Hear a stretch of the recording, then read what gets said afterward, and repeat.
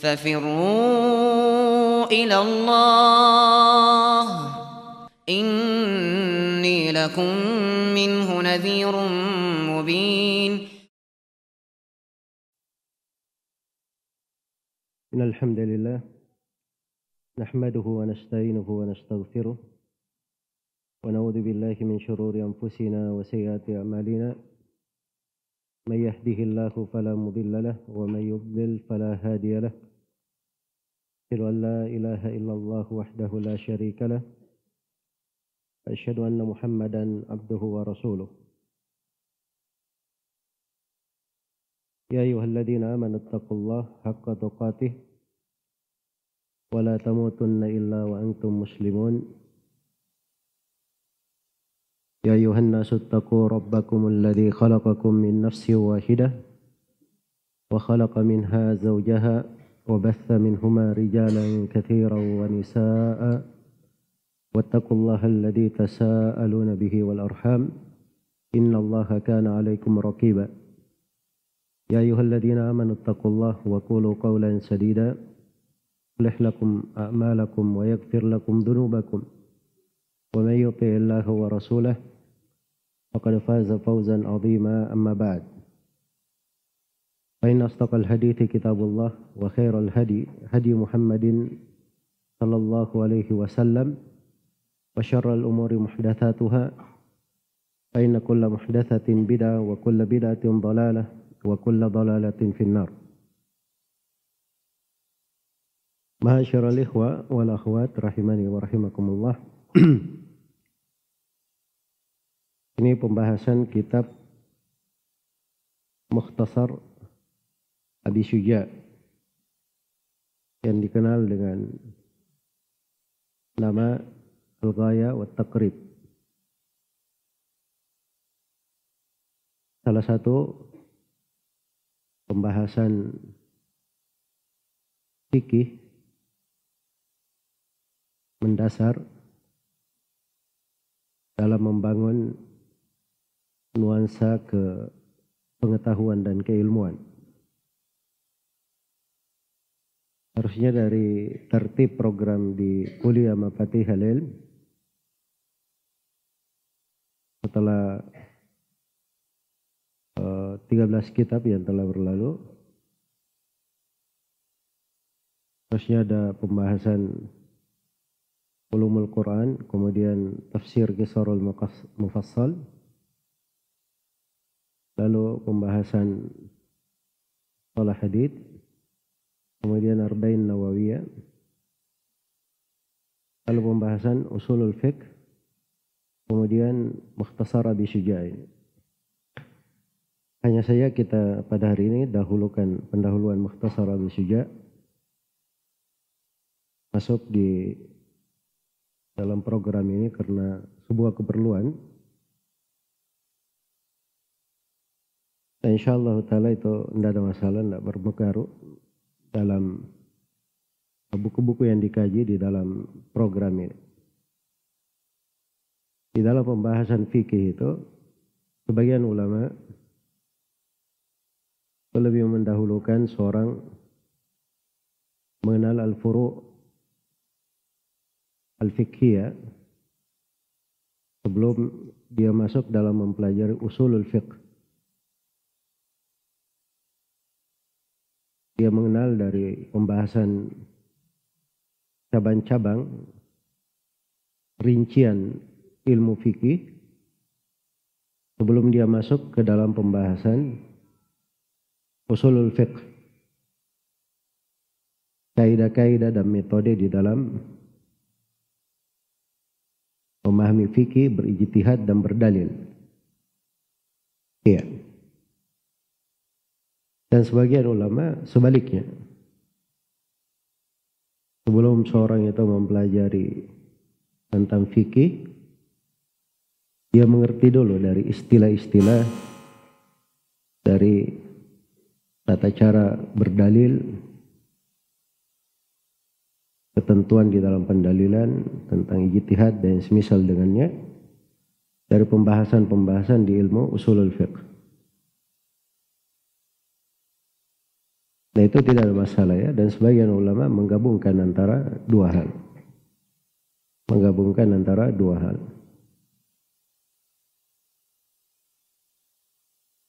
Baik. Fikih itu salah satu dari ilmu pokok yang dipelajari. Sebab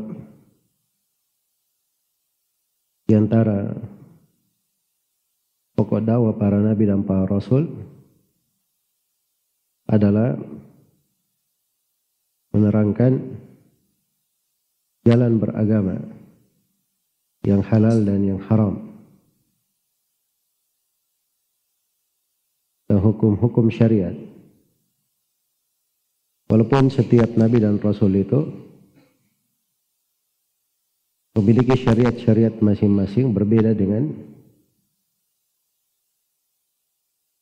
rasul yang lainnya, atau banyak berbeda dengan rasul yang lainnya. Hanya mereka bersepakat di dalam keislaman, di dalam akidah terkait dengan hukum-hukum syar'i. Itu ada perbedaan-perbedaan, yaitu dari pokok ajaran para nabi dan para rasul. Makanya ilmu itu, sebagaimana yang telah kita terangkan berulang kali, ilmu pokok yang dipelajari itu yang pertama adalah ilmu akidah. Karena itu kita ada 10 pembahasan akidah di program ini. Sudah berlalu. Yang kedua, ilmu yang wajib dipelajari itu, atau ilmu yang merupakan tujuan pokok dipelajari, itu adalah tafsir Al-Quran. Dan kita di program ini ada tafsir Qisar Al-Mufassal, tafsir surah-surah pendek, kadar di dalam mengangkat kewajiban seputar Al-Quran. Kemudian yang ketiga, dari ilmu pokok yang dipelajari itu adalah mengenal sunnah Nabi Sallallahu Alaihi Wasallam, hadits-hadits Rasulullah Sallallahu Alaihi Wasallam. Dan di program ini kita ada kitab Al-Arba'in An-Nawawiyah, 42 hadits panduan pokok. Nanti kita akan baca bersama dengan takmilah Ibnu Rajab. Jadi jumlahnya semua nanti menjadi 50 hadits. Kemudian yang keempat, dari ilmu yang merupakan tujuan pokok dipelajari adalah ilmu fikih. Ilmu fikih. Ilmu-ilmu yang selain daripada empat ini, itu adalah ilmu yang merupakan alat untuk memahami empat ilmu ini. Dalam memahami ilmu atau empat ilmu ini. Di bahasa Arab misalnya, supaya kita bisa belajar Al-Quran dan hadis, memahami pembahasan akidah dan fikih. Seorang belajar mustalah hadis misalnya, itu alat untuk memahami ilmu hadisnya. Membaca dari buku-buku hadis. Ulumul Quran misalnya, itu adalah pengantar-pengantar, dasar-dasar pijakan di dalam memahami tafsir. Ilmu usulul fiqh itu adalah pijakan-pijakan fondasi di dalam memahami fikih. Ya. Ini semuanya ada buku-bukunya ya di program ini. Program kuliah Mafatih Al-Ilm. Baik. Di sini kita akan masuk di pelajaran ilmu fikih. Dan fikih yang kita pelajari di hari ini adalah Mukhtasar Abi Syuja dan kita akan terangkan tentang mukhtasarin insyaallah taala. Ini mukhtasar di madhab Imam Asy-Syafi'i rahimahullahu taala. Ringkasan fikih di madhab Al-Imam Asy-Syafi'i rahimahullahu taala. Baik, kita akan bahas ya bersama dengan kajian di buku ini. Nah, di buku ini akan disinggung nanti di pendahuluannya. Kita akan bercerita nanti tentang penulisnya, tentang maksud dari buku ini. Ya. Dan kita akan bahas tentang nama penulis, nasab Imam Syafi'i rahimahullah, dan seterusnya. Cuma di sini sebagai pendahuluan, masuk di dalam pembahasan, ingin saya ingatkan beberapa hal. Hal yang pertama tentang keagungan ilmu fikih. Karena ilmu fikih ini dari ilmu pokok yang dipelajari. Dan seorang itu memperoleh banyak keutamaan dengan tafaqquh. Iya. Wa kana al-mu'minuna liyanfiru kaffah falawla nafara min kulli firqatin minhum ta'ifatun liyatafaqahu fid din wa liyunziru qaumahum idza raja'u ilaihim la'allahum yahdarun. Tidaklah pantas kaum mukminin itu semuanya pergi melakukan perjalanan untuk berjihad. Karena jihad itu pahala yang besar. Dan bersama dengan itu harus ada satu ta'ifah. Dia tafaqahu fid din, supaya mereka tafaqquh di dalam agama. Karena itu pokok kebaikan pada suatu umat. Ciri kejayaan suatu umat. Kalau di tengah mereka ada orang-orang yang punya fikih di dalam agama. Dari situlah pentingnya orang itu belajar ilmu fikih. Dan juga dari situ pentingnya keberadaan para ulama di tengah manusia mengajarkan kepada mereka ilmu. Iya. Dan Rasulullah sallallahu alaihi wasallam bersabda dalam hadis riwayat Bukhari dan Muslim, "May yuridillahu bihi khairan yufaqihu fid din." Siapa yang Allah kehendaki padanya kebaikan, maka Allah akan membuat dia faqih di dalam agama, membuat dia paham di dalam agamanya. Derajat seseorang itu dikadar fikih dia pada agama. Makin dia memahami sebuah ilmu, makin dalam dia memahami fikih, maka akan semakin tinggi derajatnya, semakin besar dari pahala dan kebaikannya. Iya. Karena itu sebagian dari ulama as-salaf rahimahumullahu ta'ala kadang di sakaratul maut tapi masih mudzakarah seputar fikih. Seperti di kisah yang populer dari Abu Yusuf rahimahullahu ta'ala, di kondisi sakit beliau, yang beliau meninggal di hari itu, ada seorang yang datang mengunjunginya. Orang datang mengunjunginya. Maka Abu Yusuf bertanya kepadanya, mana lebih afdal ketika melempar jamarah, melempar jamarat, di tanggal 11, 12, dan 13 Dzulhijjah. Seorang itu melempar dalam keadaan berkendaraan atau berjalan kaki. Maka orang itu menjawab berjalan kaki.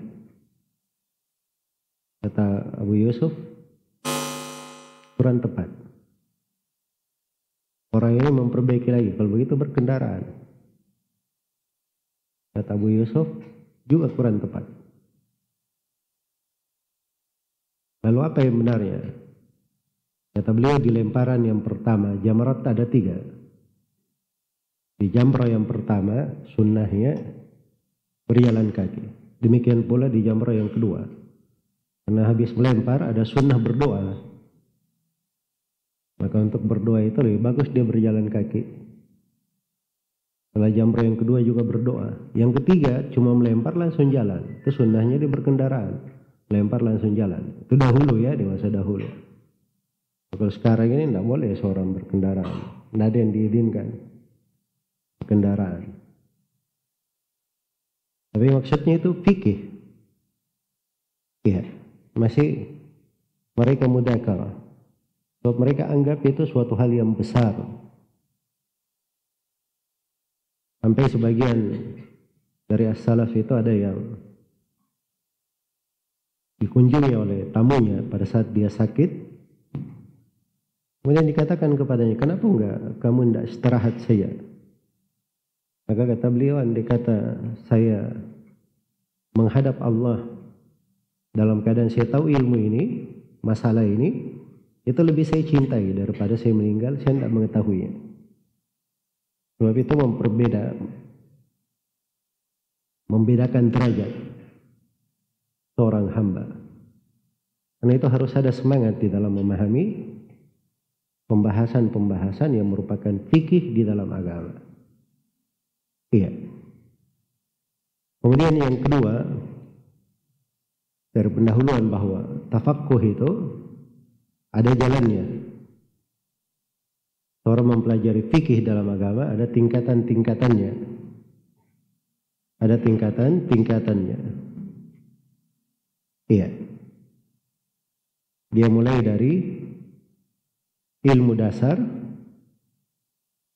dari mukhtasarat, ringkasan-ringkasan. Kemudian dia masuk kepada al-mutawwalat, pada buku-buku yang panjang dan tebal. So, kalau seorang mengenal mukhtasarat, mengerti dari ringkasan-ringkasan, itu artinya dia punya pondasi. Dia punya pondasi dan pijakan. Iya. Jadi harus ada pondasi di dalam hal tersebut yang dia berpijak padanya. Dan manusia di dalam fikih itu, kalau kita lihat dari para ulama, itu mawahib, pemberian Allah berikan kepada hamba-hambanya. Sebagiannya kadang dilebihkan di atas sebagian yang lain. Kadang ada orang-orang yang lebih berilmu tetapi luput pada orang yang lebih berilmu ini memahami sebagian masalah yang dipahami oleh orang-orang di bawahnya. Iya, karena ilmu itu rezeki dari Allah. Allah Subhanahu wa taala dalam berfirman, "Wallahu faddala ba'dakum 'ala ba'din fir rizq." Allah telah mengutamakan sebagian dari kalian di atas sebagian yang lainnya di dalam rezeki. Iya. Dan rezeki itu di antara rezeki yang paling besarnya adalah rezeki ilmu dan fikih dalam agama. Sebagian manusia dilebihkan di atas sebagian yang lainnya. Dan Rasulullah sallallahu alaihi wasallam bersabda, "Khiyarukum fil jahiliyah, khiyarukum fil Islam idza faqahu."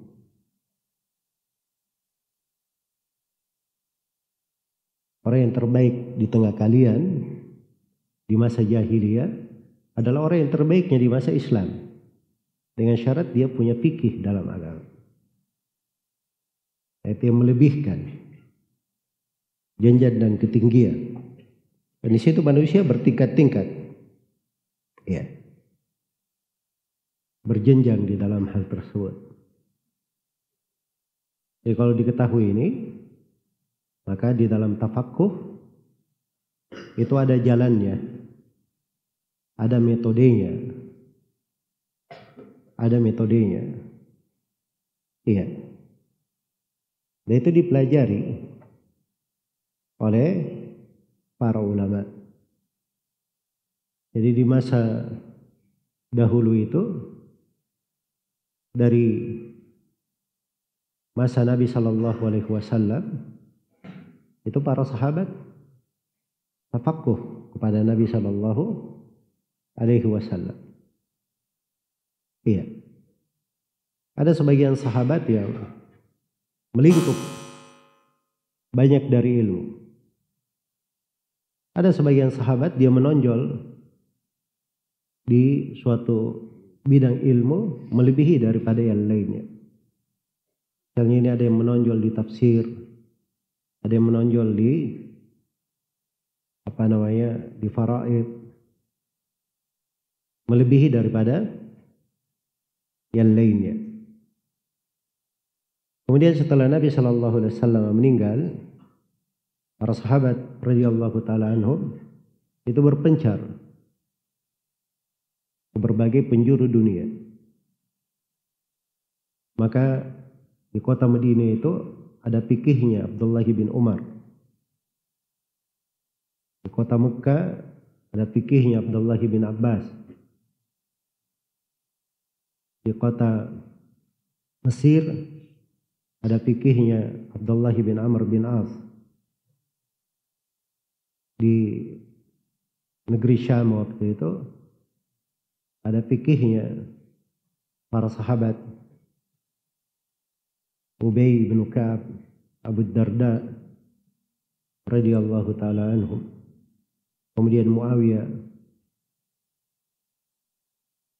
Di Kufa ada fikihnya Abdullah bin Mas'ud radhiyallahu ta'ala anhu dan sejumlah sahabat. Maka ini namanya madrasahnya para sahabat. Mereka yang mendidik manusia di atas fikih. Iya. Mendidik manusia di atas fikih. Dan ilmunya para sahabat radhiyallahu ta'ala anhum itu sudah lengkap.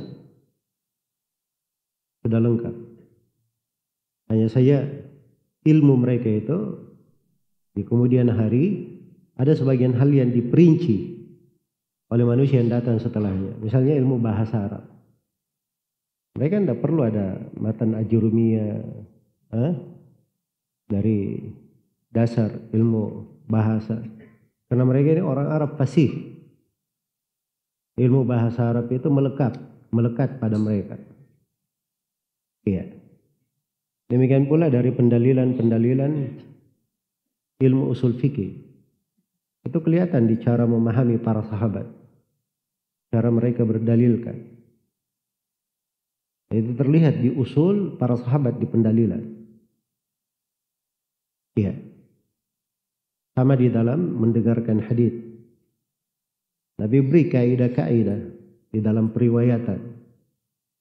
Ilmunya para sahabat itu lengkap. Nah, cuman ilmu-ilmu ini datang terwarisi setelahnya itu lebih terperinci menjadi bentuk-bentuk ilmu. Mulailah ada ilmu bahasa sendiri, ada ilmu hadits sendiri, ada ilmu usul fikih sendiri, ada ilmu ulumul Quran sendiri. Ya, dulu ilmu-ilmu itu ada di tengah para sahabat, dimaklumi. Jelas ya? Sama dengan ilmu fikih itu. Ilmu fikih tersebut. Begitu terwarisi. Akhirnya berjalanlah di tengah manusia. Setelah masa para sahabat ada masa para tabi'in. Maka terkenal dengan fikih di kota-kota. Misalnya dari kalangan tabi'in di kota Madinah ada tabi'in yang digelari sebagai al-fuqaha as-sab'ah, 7 ahli fikih di kota Madinah.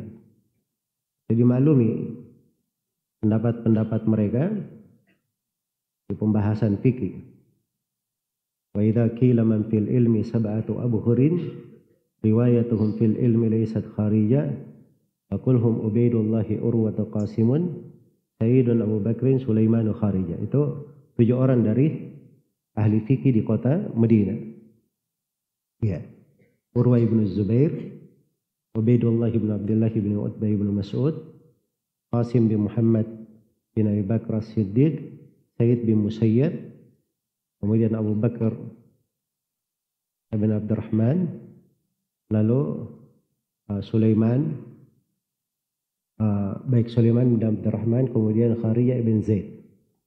Itu semuanya ahli fikih dari kota apa? Kota Madinah. Mulai tampak dari para tabi'in, ahli fikih di kota Mekah, ya, Mujahid bin Jabr, Taus bin Kaisan, ada ahli fikih di kota Mesir, ada ahli fikih di kota Syam, ahli fikih di negeri Kufa dan di sekitarnya, Abu Musa al-Asy'ari, Abdullah bin Mas'ud sebelumnya. Ini semuanya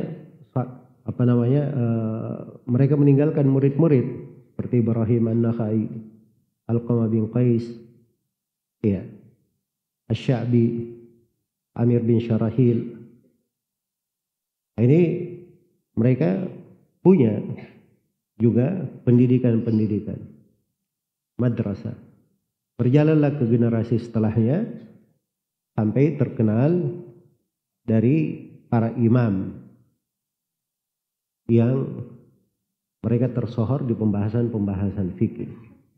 Yang paling terkenalnya yang sampai kepada kita di hari ini itulah madhab 4. Secara berurut sesuai dengan urutan kelahiran dan wafatnya. Yang pertama adalah madhab al-Imam Abi Hanifah, madhab al-Hanafi. Kemudian setelahnya ada madhab al-Maliki, madhab Imam Malik. Kemudian setelahnya ada madhab Imam Asy-Syafi'i. Kemudian setelahnya ada madhab Imam Ahmad bin Hanbal rahimahullah, al-madhab al-Hanbali. Ini yang paling populernya dan yang sampai kepada hari ini tersebar, karya-karya tulisnya ada, buku-bukunya, cara pendalilannya itu di 4 madhab ini. Walaupun di masa dahulu itu ada madhab-madhab lain, kadang lebih senior daripada 4 madhab ini. Seperti madhab Imam Al-Auza'i di Syam, madhab Imam Sufyan Ats-Tsauri, atau madhab Al-Laits bin Sa'ad di Mesir. Bahkan menurut Imam Syafi'i dan Abdullah bin Wahab, Al-Laits bin Sa'ad ini lebih ahli fikih dari Imam Malik. Lebih ahli fikih daripada Imam Malik. Itu ada madhabnya. Ada madhabnya Abu Thawr. Iya. Madhab dari Imam Abu Thawr. Jadi madhab itu banyak. Dan madhab itu cara memahami, cara tafaqquh di dalam agama. Cara memahami dalam agama. Iya. Ini fikih yang kita akan kaji ini fikih di madhab Imam Syafi'i. Karena melihat bahwa kita ini di negeri memang mayoritasnya mengkaji dan mempelajari madhab Imam Asy-Syafi'i rahimahullahu ta'ala. Iya. Dan keumuman para ulama itu di dalam mendidik manusia di pembahasan-pembahasan fikih itu mereka menganjurkan agar supaya memakai dari buku-buku yang dikenal di negerinya. Karena fikih itu tidak ada masalah. Seorang belajar ilmu fikih dari madhab manapun itu tidak bermasalah. Iya. Sebab fikih itu adalah ma'rifatud dalil wa ta'lil. Iya. Ma'rifatu al-ilm bil adillah. Seorang mengenal ilmu itu dengan dalil-dalilnya, dengan alasannya. Karena itu sebagian buku yang mensyarah matan Abu Syuja' ini, ya, di pendahuluannya itu dia sebutkan bahwa dia membahas dan mengkaji matan Abu Syuja' ini dengan membawakan pembahasan-pembahasan yang memuat hawin lid dalil wa ta'lil, ya, yang memuat dalil dan alasan. Sebab itu maksud dari fikih tersebut. Orang tahu apa dalilnya, apa alasannya, dan dia berpijak di atas dalil. Hanya memang ketika kita masuk di dalam sebuah madhab, ringkasan, disitulah metode pembelajaran namanya. Ada cara belajarnya. Iya, cara belajarnya. So, kalau dia tidak mengambil dari satu metode membangun, maka akan kacau nanti bangunannya. Ibarat antum mau bangun rumah, pondasinya antum mau pakai metode apa? Itu kan banyak jenis pondasi itu di kalangan orang-orang yang membangun. Iya. Dia pakai metode umum yang dikenal misalnya di Indonesia, ada metodenya orang-orang Jepang, ada metodenya orang-orang Eropa. Dia bangun pondasi, oh ini kita pakai metode orang Indonesia saja. Misalnya. Iya. Oh setelah dia bangun, oh enggak cocok pakai metode orang Jepang. Akhirnya rumahnya tidak jadi-jadi. Atau kalau muncul aneh kelihatan rumahnya, tidak kuat. Sebab dia tidak membangunnya di atas satu apa? Di atas suatu metode yang kuat. Itu pondasi dalam ilmu. Pondasi dalam ilmu. Jelas ya? Nah, dari penjelasan ini mungkin sudah bisa dipahami bahwa orang belajar madhab itu tidak tercela. Bukan hal yang keliru. Ya, yang keliru itu kalau dia fanatik. Yang keliru itu kalau dia ikut-ikutan. Nah, itu yang keliru. Tetapi kalau dia belajarnya dengan metodenya, maka itu tidak berpengaruh. Sama di madhab Imam Syafi'i ini. Iya. Itu di sebagian tempat di kitab Al-Muhaddab atau Al-Majmu' Syarah Al-Muhaddab karya Imam An-Nawawi rahimahullahu taala, bahkan di pendahuluan Al-Majmu' beliau sebutkan ada beberapa pembahasan begini-begini dari ucapan Imam Syafi'i. Kami mengambil dari ucapan ulama yang lain, kami kuatkan, kata Imam An-Nawawi. Karena hadits-hadits itu tegas mendukung pendapat yang lain. Dan Imam Syafi'i telah berkata, idza sahhal hadits fa huwa madhhabi. Kalau haditsnya sudah sahih, itu adalah madhabku. Ya mereka tidak fanatik kepada ucapan Imam Syafi'i kalau ada dalil. Iya.